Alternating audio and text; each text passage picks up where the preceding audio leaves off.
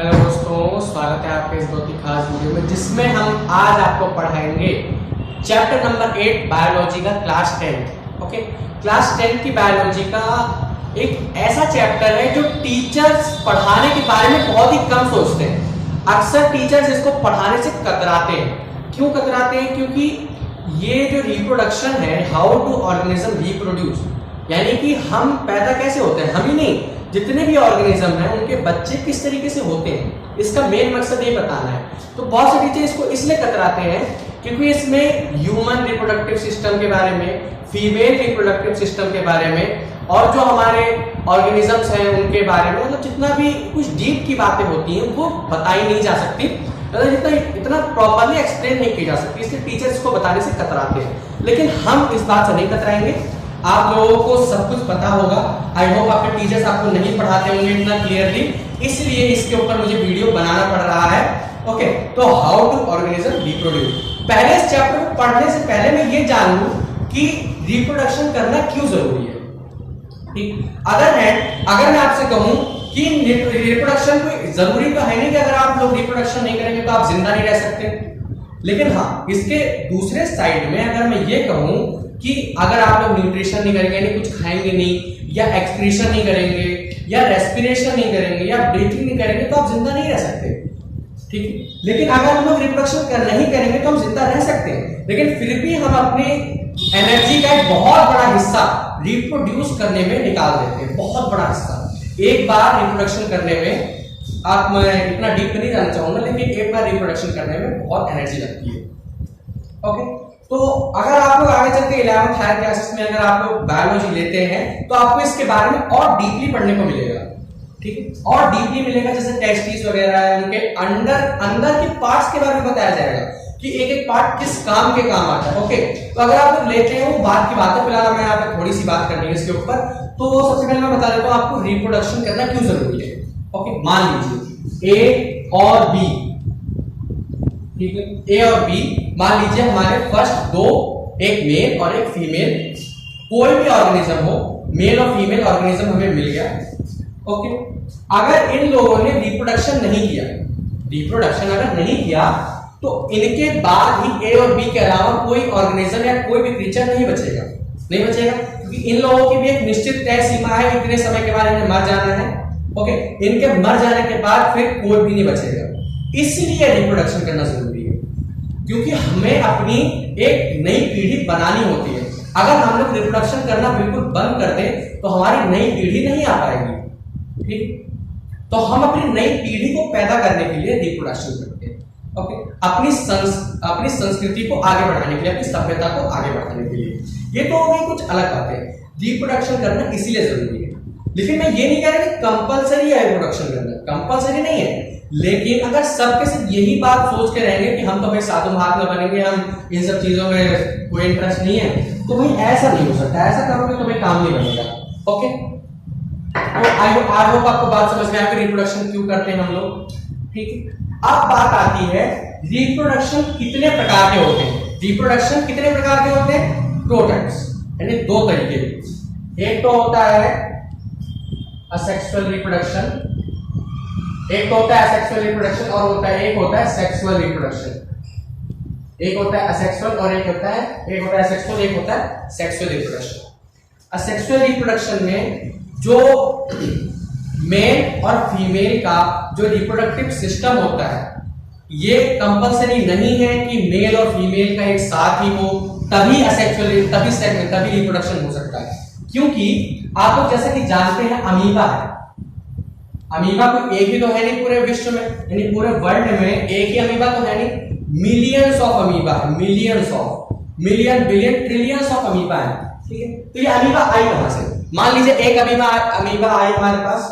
Okay, इसने reproduction किया, जबकि इसके पास सिर्फ एक ही सेल होता है, एक ही सेल से खाएगी, एक ही सेल से रिप्रोडक्शन करेगी, उसी से रेस्पिरेशन, उसी से एक्सक्रीशन, सब कुछ एक ही सिंगल सेल से करना है। जबकि हमारे पास, यानी कि हम जैसे मल्टी सेलुलर ऑर्गेनिजम्स के पास एक पर्टिकुलर फंक्शन होता है किसी भी काम को करने के लिए। ओके, लेकिन इनके पास तो सिंगल सेल है, तो लोग कैसे करेंगे? तो इनके लिए असेक्सुअल रिप्रोडक्शन आया। 6 टाइप्स ऑफ असेक्सुअल रिप्रोडक्शन होते हैं। सेक्सुअल रिप्रोडक्शन सिर्फ एक तरीके का होता है। असेक्सुअल रिप्रोडक्शन के भी 6 पार्ट हैं। ओके, तो 6 के 6 तो मैं आप लोगों के सिलेबस में नहीं है, लेकिन मैं आपको नाम बता देता हूँ, 5 के बता देता हूँ। सबसे पहला होता है हमारा बाइनरी फिजन। क्या होता है हमारा सबसे पहला? Binary fission. Binary fission amoeba करता है। बाइनरी फिजन का हमारा सबसे अच्छा एग्जांपल है अमीबा। आप लोग कहीं भी पढ़ोगे ना, रिप्रोडक्शन 8 क्लास में हो गया, 10th क्लास में हो गया, या हायर क्लासेस में कहीं भी देखना, फर्स्ट एग्जांपल आपको अमीबा का ही मिलेगा। किसमें? बाइनरी फिजन में। वैसे आपके एनसीईआरटी बुक में इसका नाम दे रखा है सिर्फ और सिर्फ फिजन, लेकिन इसका पूरा नाम होता है बाइनरी फिजन। ओके, बाय यानी कि 2, और ये अपने एक सेल से 2 डॉटर सेल को पैदा करती है। ठीक, इसमें मेल फीमेल गैमेट की कोई जरूरत नहीं होती, ये सिर्फ अपने एक सिंगल सेल से अपने आप को फर्दर डिवाइड कर लेती है 2 सेल्स में। ओके, यानी कि ये एक मदर सेल है। मदर सेल से ये डिवाइड होकर 2 डॉटर सेल में बन गई। ठीक है, 2 डॉटर सेल में बन गई। ये 2 डॉटर सेल भी कभी ना कभी बड़ी होंगी, बिल्कुल इसी की तरह। फिर इन 2 से ये 4 हो गए, इन 2 से 4 हो गए, तो इन 2 से 4 हो गए, इन 4 से फिर 8, फिर 16, फिर 32, यानी कि 1 से कितने सारे बन गए, आप लोग देख सकते हैं। ठीक है, तो इसी को कहते हैं हम बाइनरी फिजन। और ये है असेक्सुअल रिप्रोडक्शन, जिसमें मेल और फीमेल गैमेट, मेल और फीमेल रिप्रोडक्टिव पार्ट को एक साथ आने की जरूरत नहीं पड़ती है। ठीक है, तो हम यहाँ पे असेक्सुअल रिप्रोडक्शन पढ़ रहे थे, तो मैं आपको सबसे पहले सबके नाम लिख के दे देता हूँ, आप फिर देखेंगे। उसके बाद असेक्सुअल रिप्रोडक्शन का पार्ट हो गया, एक हो गया बाइनरी फिजन। बाइनरी फिजन ये मैंने आपको बता दिया क्या होता है बाइनरी फिजन। दूसरा हो गया फ्रेगमेंटेशन। दूसरा होता है फ्रेगमेंटेशन। तीसरा होता है बर्डिंग। चौथा होता है रीजनरेशन।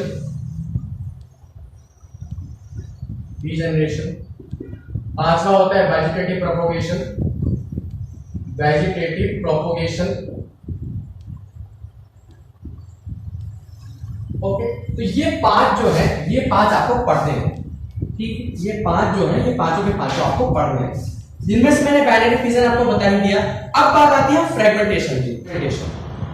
तो अब हमें करना क्या है कि फ्रेगमेंटेशन का मतलब क्या होता है, सीधी सी बात है। देखिए, फ्रेगमेंटेशन और बर्डिंग में ज्यादा अंतर नहीं होता, एक ही चीज है, लेकिन कुछ अंतर है, इसलिए 2 अलग अलग नाम दिए गए हैं। बर्डिंग जो होता है, बर्डिंग यानी कि जैसे किसी भी प्लांट में या किसी भी एनिमल में तो ऐसे बहुत कम ही होता है, लेकिन आपने हाइड्रा जरूर देखा होगा। जैसे हाइड्रा है, ऊपर इसके ये सी प्लांट है, ये एक सी प्लांट है। हाइड्रा जो होता है ये कुछ इस तरीके का होता है, यहाँ पे इसकी एक बर्ड निकलती है। ओके, ये बर्ड निकलती है, जब ये बर्ड, ये रिप्रोडक्शन ही तो है, अपने जैसा एक और पैदा ही तो कर रहा है, रिप्रोडक्शन ही तो हो गया है। ठीक है, तो ये पेरेंट सेल है, उससे बर्ड निकली। बर्ड निकलने के बाद जब तक वो बड़ी नहीं हो जाती, यानी अपने इसकी तरीके से अपना भोजन नहीं ले सकती खुद, तब तक वो इससे अटैच रहती है। ओके, तो अटैच रहती है, ये भी रिप्रोडक्शन हो गया, तो ये हो गया बर्डिंग। फ्रेगमेंटेशन में क्या होता है, जैसे आपने स्पाइरोगायरा तो देखा ही होगा, इस तरीके का जो स्पाइरोगायरा होते हैं, इस तरीके से जैसे बांस की तरह लगे होते हैं स्पाइरोगायरा, आप लोगों ने देखा होगा, फोटो देख लीजिए आप लोग। ठीक है, इस फोटो में आप देख सकते हैं किस तरीके से बांस की तरह लगे हुए हैं एक दूसरे पे। ठीक है, इसका मैं एक फोटो और देखिए, ये वाली। इस फोटो में भी आप लोग देख सकते हैं किस तरीके से सेल्स बाय सेल्स अलग अलग लगे हुए हैं। ठीक है, तो इनमें कैसे होता है रिप्रोडक्शन, ये मान लीजिए कोई भी एक पेरेंट सेल का स्पाइरोगायरा है, मान लीजिए सिर्फ सिंपली किसी भी पेरेंट सेल की स्पाइरोगायरा है, ये इसके न्यूक्लियस वगैरह हो गए। ठीक है, ये ब्रेक होगा अपने पेरेंट सेल में, लेकिन ब्रेक किस तरीके से होता है कि इसकी बर्डिंग जो होती है ना, यानी कि इसके जो डॉटर सेल कहेंगे या जो भी कह ले, वो इससे अलग ही होते हैं। ये भी पेरेंट सेल से ही डिवाइड होता है, ये पेरेंट सेल से डिवाइड होता है। लेकिन बाइनरी फिजन में और फ्रेगमेंटेशन में अंतर है। क्या अंतर है, बाइनरी फिजन जो होता है वो सिर्फ और सिर्फ सेपरेटली अलग हो जाता है सेम साइज में। जैसे अगर मान लीजिए 10 सेंटीमीटर का है, वैसे 10 सेंटीमीटर बहुत बड़ा हो गया इसके लिए, 10 सेंटीमीटर का अगर मैं एक अप्रॉक्स ले रहा हूं आपके लिए, ताकि आप लोग एग्जांपल के तौर पे ले रहा हूं। ठीक है, 10 सेंटीमीटर, चलिए कोई बात नहीं यार, 10 सेंटीमीटर नहीं ले रहे, 10 सेंटीमीटर इंटू 10 की पावर -10 सेंटीमीटर तो ले सकते हैं, 10 इंटू 10 की पावर -10 सेंटीमीटर ये ले लिया। ये इतना छोटा होता है कि आप देख नहीं सकते इसको, तो मैं इसका आधा कर दूं, यानी 5 इंटू 10 की पावर -5 इतना कम कर दूं, यानी ये तो वैसे बड़ा हो गया, और 5 पीछे ले जाओ, यानी माइनस का 15, ठीक है। तो इसको इस तरीके से कर दूं, तब जाके ये हमारा बाइनरी फिजन होता है। ओके, बाइनरी फिजन ये होता है जबकि वो बिल्कुल सेम आधा हो जाता है उसका, लेकिन फ्रेगमेंटेशन से उसके बडिंग्स जुड़े ही रहते हैं, इसलिए इन दोनों में थोड़ा सा अंतर है, ठीक है। आई बात आपको समझ में बडिंग और फ्रेगमेंटेशन क्या होता है। अब बात आती है रीजनरेशन की। रीजनरेशन भी कैसे होता है, देखिए आप लोगों ने छिपकली तो जरूर देखी होगी। छिपकली मान लीजिए कि छिपकली है, चलो मान लो यार छिपकली है, हाथ पैर बना दिए दो, छिपकली है, ठीक है। इसकी पूंछ आप लोग काट दीजिए, कुछ समय के बाद आप लोग देखेंगे, कुछ समय के बाद इसकी जो पूंछ है वो वापस लौट आती है। भाई अपने शरीर से कुछ ना कुछ प्रोड्यूस तो कर रही है, ठीक है। तो ये रीजनरेशन में आ जाता है, यानी असेक्सुअल रिप्रोडक्शन ही है एक तरीके से। आपने स्टारफिश देखी होगी, स्टारफिश देखा होगा, ऑक्टोपस देखा होगा आपने। ऑक्टोपस का एक, वैसे तो ये दिखाते हैं जैसे ऑक्टोपस का हाथ काटने के बाद वो जिंदा रहता है, ऐसा कुछ नहीं होता। ऑक्टोपस का हाथ काटने के बाद वहां से वापस आ जाता है, लेकिन कुछ ऑक्टोपस में ही होता है, सब में नहीं होता। ओके, तो ऑक्टोपस देखा होगा आपने, इसमें ये रीजनरेशन हो गया। अब लास्ट हमारे पास आता है वेजिटेटिव प्रोपगेशन। वेजिटेटिव प्रोपगेशन क्या होता है, आपने आलू तो देख लिया होगा, आलू हो गया, प्याज हो गया, ज्यादा दिन तक रखे रहें अगर हम उसे, या जमीन में गाड़ दें। जैसे आपने आलू काटा, जैसे आलू लिया आपने, आलू का आपने कोई बीज तो देखा नहीं होगा, आलू काटा आपने, उसको बीज से काट के जिस तरीके से, जिस तरफ से उसकी आंख होती, आंख से मेरे कहने का मतलब जैसे ये आलू है, इसको हमने बीज से काटा, तो ये जो पोर्शन है सीधा इसको नीचे दबा दिया जाता है, यानी कि यहां से फिर इसके पेड़ पौधे निकलने स्टार्ट हो जाते हैं आलू के, ठीक है। तो ये होता है वेजिटेटिव प्रोपगेशन। पत्तों में भी देखा होगा आपने कि पत्तों में कभी कभी कुछ पत्तों में, सब में नहीं कह रहा हूं, कुछ पत्तों में एक पत्तियां अलग से निकलने लग जाती हैं, वेजिटेटिव प्रोपगेशन होता है। हाँ, एक लास्ट आपका जो होता है वो होता है स्पोर फॉर्मेशन, ठीक है, स्पोर फॉर्मेशन। ये 6 प्रकार के आपके, ये 6 प्रकार के जो है ना, ये 6 प्रकार के आपके क्या होते हैं, ये 6 प्रकार के आपके असेक्सुअल रिप्रोडक्शन होते हैं, ठीक है। तो ये आलू का आप लोगों को समझ में आ गया, आलू का किस तरीके से होता है वेजिटेटिव प्रोपगेशन। अब बात आती है हमारे पास स्पोर फॉर्मेशन की, ठीक है। स्पोर फॉर्मेशन आप लोगों ने राइजोपस शायद देखा होगा आप लोगों ने, ये फोटो देख लीजिए आप लोग राइजोपस की, ठीक है।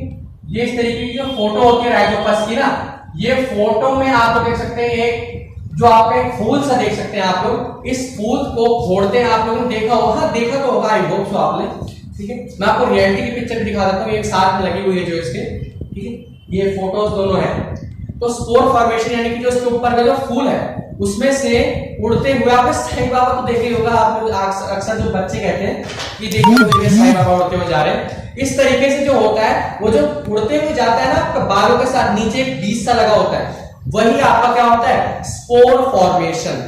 वो क्या होता है आपका स्पोर फॉर्मेशन। तो ये 6 टाइप्स के असेक्सुअल रिप्रोडक्शन थे, 6 टाइप्स के। वैसे तो आपके टेक्स्ट बुक में 5 ही होंगे, आई होप सो, या 6 भी हो सकते हैं, लेकिन ये 6 प्रकार के थे, 6 प्रकार के असेक्सुअल रिप्रोडक्शन होते हैं, ठीक है। असेक्सुअल रिप्रोडक्शन के क्वेश्चंस इनमें से मैक्सिमम या तो बाइनरी फिजन से आते हैं, बाइनरी फिजन से नहीं आएगा तो या फिर मैक्सिमम आता है बडिंग से, या मेरे हिसाब से बाइनरी फिजन से ये क्वेश्चन आता है कि डिस्क्राइब बाइनरी फिजन और draw a suitable diagram of amoeba. बस सिंपल से ये क्वेश्चन आता है आपका 3 या 4 नंबर में। इसके अलावा सेक्सुअल रिप्रोडक्शन से मेरे हिसाब से और कुछ नहीं पूछा जाता, ठीक। तो ये सब आप लोग देख लीजिए अच्छे से, इनके एग्जांपल जरूर देख लीजिएगा, हर एक का एग्जांपल मैं आपको बता देता हूं। बाइनरी फिजन का अमीबा हो गया, फ्रेगमेंटेशन तो हो गया आपका स्पाइरोगाइरा, फोटो सब भी देख लीजिएगा।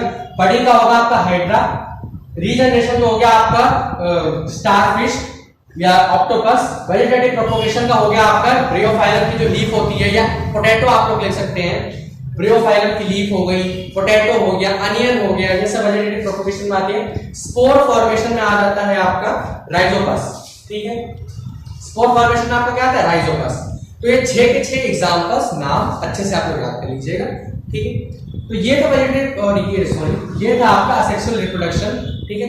तो अगले वीडियो में हम लोग बात करेंगे सेक्सुअल रिप्रोडक्शन के ऊपर, ठीक है। तो इस वीडियो को अच्छे से देख लीजिएगा। फिर अगला वैसे उससे कोरिलेटेड नहीं है लेकिन उसी के ऊपर बेस्ड है, आपको थोड़ा सा देख लीजिए ताकि आपको लोगों को आइडिया हो जाए थोड़ा सा, ठीक है। तो ये थी वीडियो, पढ़ाई करते रहिए, ऑल द वेरी बेस्ट।